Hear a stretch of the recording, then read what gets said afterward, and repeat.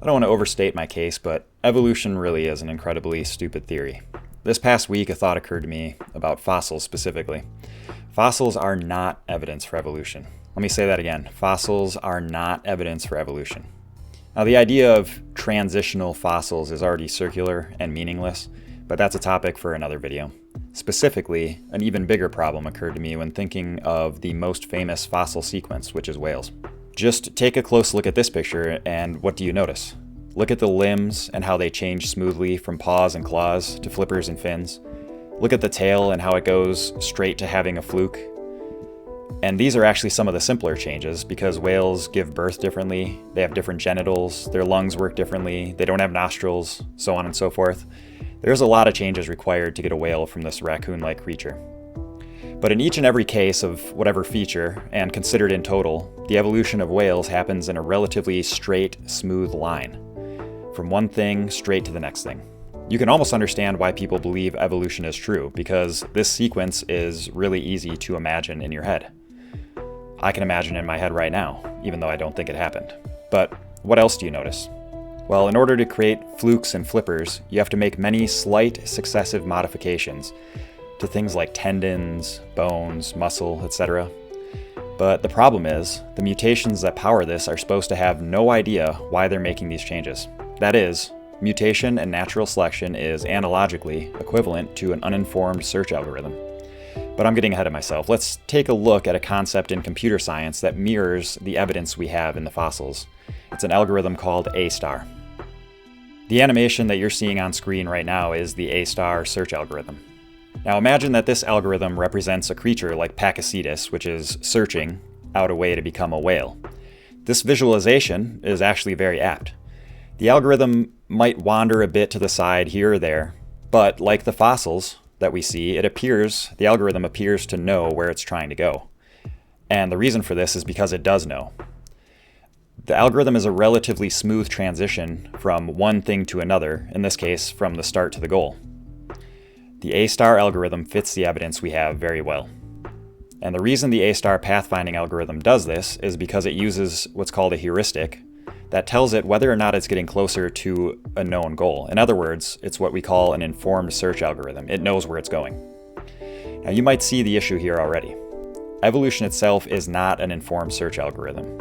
It's random and doesn't know what the end goal is. That means that while the A* algorithm fits the evidence that we have in the fossils, it doesn't fit the theory of random mutation and natural selection at all. Now, is there an algorithm that more closely resembles evolution by random mutation than A*? Yes, there is, and it's called the ant colony optimization algorithm, which is an uninformed search algorithm which takes every possible path that it can and searches far and wide until it stumbles across a goal. What you're seeing now on screen is the ant colony optimization algorithm. Notice how, unlike A*, this algorithm takes much longer and is much more wasteful. Meaning it searches far and wide, it'll often go nowhere, it doubles back on itself and keeps spending time searching in places it's already searched, things like that. This is a truly random search algorithm, and most importantly, it has no idea where it's going, so it must search all possibilities in order to find anything. This algorithm fits evolution much better. The problem is, this sort of algorithm does not fit the fossil evidence at all. Because what kind of creatures would you expect with this kind of search? Well, if DNA is randomly mutating to search all possibilities to find something useful, you would expect random lumps and bumps here or there, bones, ligaments, and muscle appearing and disappearing to no end. Without knowing why they're being built, the body should be constructing complex integrated features of muscle, tendon, and bone here and there and everywhere, just in case whatever it's developing may eventually lead it to a fitness goal. It doesn't know, it has no idea where it's going, so it's just going to try everything. In other words, instead of the smooth transition we see in the fossils, where the organism's features seem to know ahead of time where they are going to end up, the transition we should see in the fossils should look more like this. Now, someone might object that selection makes evolution an informed algorithm, and so this analogy just doesn't work. The problem is, selection also can't know why it's selecting something, because it doesn't know the future. If selection weeds out all suboptimal features, then nothing will ever change. What makes something obviously transitional is that it is on the way to being an optimized, well-adapted feature. If everything we see is well-adapted, then there's no way to meaningfully describe any feature as transitional. And furthermore, selection needs to keep these features around, all these random lumps, bumps, and things that seem to be going nowhere. It needs to keep them around, even when it does find what it's looking for.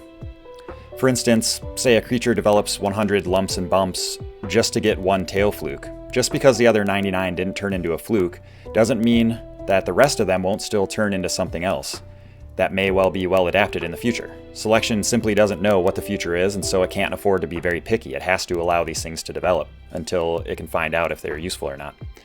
And if selection isn't picky, then monstrosities like this creature would exist. In fact, worse than this creature is almost too neat compared to what we should be seeing, which would be almost Lovecraftian nightmare. But then this means that fossils simply are not evidence for evolution because they don't follow this pattern, this expected, predicted pattern.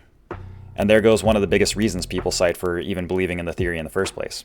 Now, personally, I used to be open to the theory of evolution as potentially maybe being true, but the more I consider it, the worse it gets and the less credible the theory is. It really is just dumb.